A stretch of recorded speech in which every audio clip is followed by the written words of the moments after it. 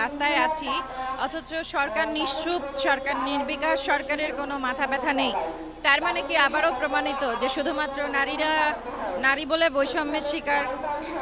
এই যে নারীরা আপনার হচ্ছে শান্তিপূর্ণভাবে সরকারের দৃষ্টি আকর্ষণ করে সমস্যার সমাধান চাইলো, এইটাই কি মূল সমস্যার কারণ?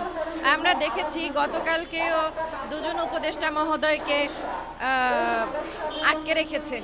আটকে রেখে দাবি দাওয়া পূরণ করে নিয়েছে।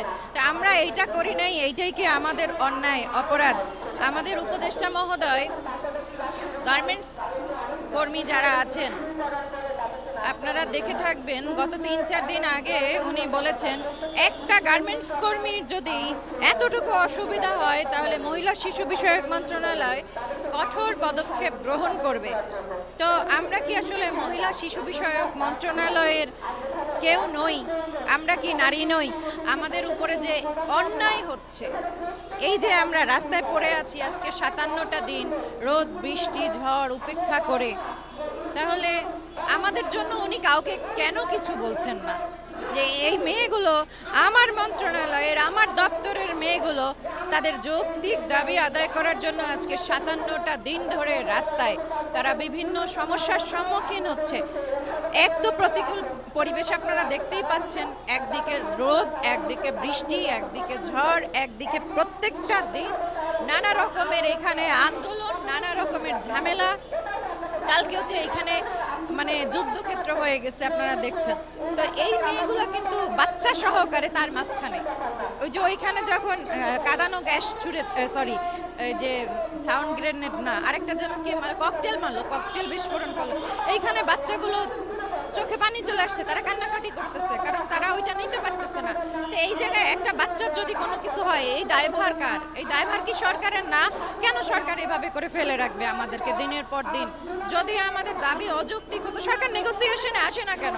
সরকার কেন আমাদের সাথে বসে না? সরকার বসে তারপরে কেন আমাদের সাথে কথা বলে না? সরকারের ভয় কোথায়? আমাদের দাবি কি অযৌক্তিক? বা আমাদের সাথে আমরা যখন লজিক্যালি জিনিসগুলো প্রেজেন্ট করছি, সরকারের কি আসলে উত্তর নেই আমাদেরকে যে লজিক্যালি আমাদের যুক্তিগুলো খণ্ডন করবে? সরকারের কাছে কি এরকম কোনো লজিক নেই? সেজন্য কি এরকম রাস্তায় ফেলে রেখেছে আমাদের?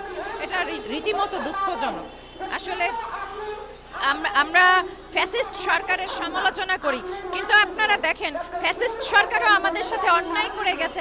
আমরা এই সরকারের কাছে তার ন্যায্যতা আশা করেছিলাম, আমরা আশা করেছিলাম এই সরকার আমাদেরকে গত সরকারের মতো আমাদেরকে ঠকাবে না, কিন্তু আমরা দেখতে পাচ্ছি এখানেও আমরা নারীরা একই বৈষম্যের শিকার হওয়ার কারণে আজকে ৫৭ দিন আমাকে রাস্তায় কাটাতে হয়েছে। ম্যাক্সিমাম মেয়েদের জ্বর হচ্ছে, ম্যাক্সিমাম মেয়েদের স্ক্যাবিসের সমস্যা হচ্ছে, ম্যাক্সিমাম মেয়েদের ইউরিন ইনফেকশন হচ্ছে, এমনকি আমাদের এক কলিগের বাচ্চা পর্যন্ত মারা গেছে, কারণ উনি ওনার বাচ্চাকে বাসায় রেখে এখানে এসে আন্দোলন করতেন। তো আব্বুর বাচ্চাটা স্পেশাল চাইল্ড ছিল, মা যেভাবে যত্ন করে আরেকজন তো সেভাবে যত্ন করবে না, স্বাভাবিক। বাচ্চাটার যত্নের ঘাটতি হয়েছে, বাচ্চাটা আর নেই। তো এই মা তার পরিচয় আদায় করার জন্য রাস্তায় এসেছিলেন, তার চাকরির দাবি নিয়ে রাস্তায় এসেছিলেন, তাকে তার সন্তান হারাতে হলো। সরকার কি জবাব দিবে তাকে? ওই আমরা দেখছি প্রায় আজকে ৫৭ দিনের মতন আপনারা এই অবস্থান কর্মসূচি পালন করতেছেন। এই ৭ দিন দিবারাত্রি আছেন, ঝড় বৃষ্টিতে আছেন, আমরাও দেখেছি। এর ভিতরে আপনাদের কোনো মানে সমস্যার সম্মুখীন আরও হতে হয়েছে কিনা? যে রাত্রে এখানে রাত্র যাপন করেন, সে অনুসারে কোনো, যেহেতু আপনারা মেয়ে মানুষ, সেই অনুসারে আপনাদের কোনো সমস্যা হয় কিনা? অবশ্যই সমস্যা হয়, তবে বলতে হয় যে পুলিশ ভাইরা আমাদেরকে অনেক হেল্প করেছেন। আমরা যে রাতে থেকেছি, ওনারা প্রোটেকশন দিয়েছেন, ওনারা পাহারা দিয়েছেন। ওনারা পাহারা না দিলে এতগুলো মেয়ে মানুষ রাস্তায় ঘুমানো মুখের কথা না, কিন্তু এটা সহজ বিষয় না। ওনারা আমাদেরকে অবশ্যই সাহায্য করেছেন, আমাদেরকে দেখে রেখেছেন বলেই আমরা আছি। কিন্তু আসলে অনেক সমস্যা যেগুলো ওনারা সমাধান করতে পারেন নাই, যেমন ওয়াশরুমের, বুঝতেই পারতেছেন একটা ছেলে মানুষ হলে যে কোনো জায়গায় সে ওয়াশরুম সারতে পারে, মেয়েরা তো পারে না। মেয়েদের অনেক হাইজেনের বিষয় থাকে, আবার হচ্ছে আপনার মেয়েদের পার্সোনাল কিছু ইস্যুস থাকে, এগুলো নিয়েও সমস্যা আছে। মেয়েদের শারীরিক সমস্যা হয়, অনেকভাবে অনেক কিছু হয়। তো এই বিষয়গুলো মানে বিবেচনা না করে মেয়েদেরকে এভাবে মহিলা শিশু বিষয়ক মন্ত্রণালয় রাস্তায় ফেলে রেখেছে, এই জিনিসটা রীতিমতো লজ্জাজনক, এর বাইরে কোনো কিছু বলার নেই। আপনাদেরকে এখান থেকে সরিয়ে তথ্য আপাদেরকে সরিয়ে যাদেরকে নিয়োগ দেবে তাতে সরকারের কি ধরনের লাভ, কেন তারা এই ধরনের আহরণ করতেছে?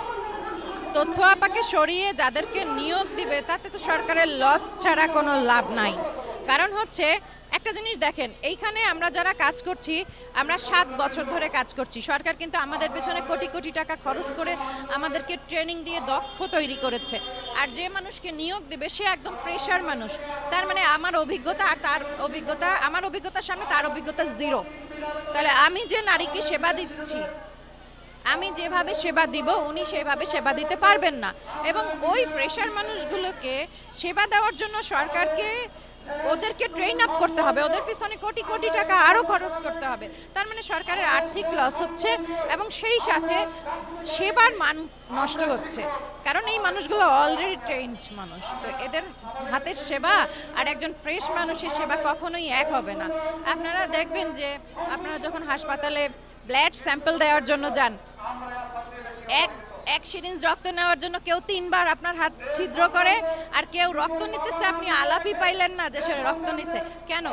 পার্থক্যটা হচ্ছে গিয়ে একজন ভালো ট্রেনিং পেয়েছে আর একজন ভালো ট্রেনিং পায় নাই, নতুন। পার্থক্যটা হচ্ছে এটা। তো এই মেয়েগুলো যখন বেকার হবে, শুধু যে এই মেয়েগুলো বা এদের পরিবার ক্ষতিগ্রস্ত হবে শুধু তাই নয়, এর সাথে কিন্তু আমাদের সাথে জড়িত থাকা কোটি কোটি গ্রামীণ নারী, সুবিধাবঞ্চিত নারী, তারাও কিন্তু আমাদেরকে না পেয়ে ওনারাও সমস্যার সম্মুখীন হবে। কারণ ওনারা অলরেডি জানেন যে একটা সমস্যার সম্মুখীন হলাম মানে কার কাছে যাবা, তথ্য আপার কাছে যাও। এই কোথায় আমাকে যেতে হবে, কি করতে হবে, কি করলে এই সমস্যার সমাধান হবে, এটা তথ্য আপার থেকে ভালো সমাধান আর কেউ দিতে পারবে না। তো এই যে গ্রহণযোগ্যতার একটা জায়গা, নতুন যারা আসবে তাদেরকে এই গ্রহণযোগ্যতার জায়গায় আসতেও তো সময় লাগবে। এসে বসেই তো এই জায়গা তারা। এর পিছনে কি আমলাদের কোনো হাত আছে কিনা, এই ধরনের কি মনে হয়? অবশ্যই এইটার পেছনে আমলাদের হাত আছে। কারণ আমরা যে ডিপিপির কথা বলতেছি, যে আমাদের ডিপিপিতে উল্লেখ করা ছিল আমাদেরকে রাজস্ব স্থানান্তর করতে হবে, এই ডিপিপি কে তৈরি করেছে? এই ডিপিপি কি হাসিনা তৈরি করেছে? না তো। এই ডিপিপি তৈরি করেছে সচিব, এই ডিপিপি তৈরি করেছে আমাদের পিডি, ডিপিডি, এরা। তাহলে ওরা তো চেয়ারে এখনো আছে, এরা কেন তাদের যেটা আমাদের সাথে কথা ছিল রাজস্ব স্থানান্তর করার, সেটা কেন করছে না? কেন বলতেছে যে এইটা যে সরকার কথা দিয়েছে সেই সরকার চেয়ারে নেই? ওয়াদাটা হচ্ছে রাষ্ট্রীয় ওয়াদা।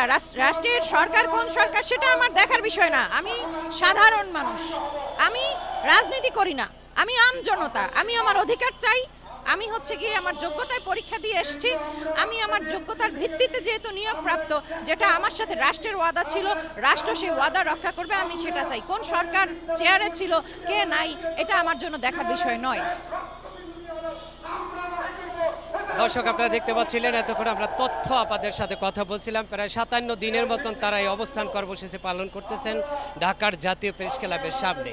ইতিমধ্যেই তারা আসলে নারী সদস্য হওয়ার কারণে কিন্তু বিভিন্ন সমস্যার সম্মুখীন হতে হয়েছে তাদের।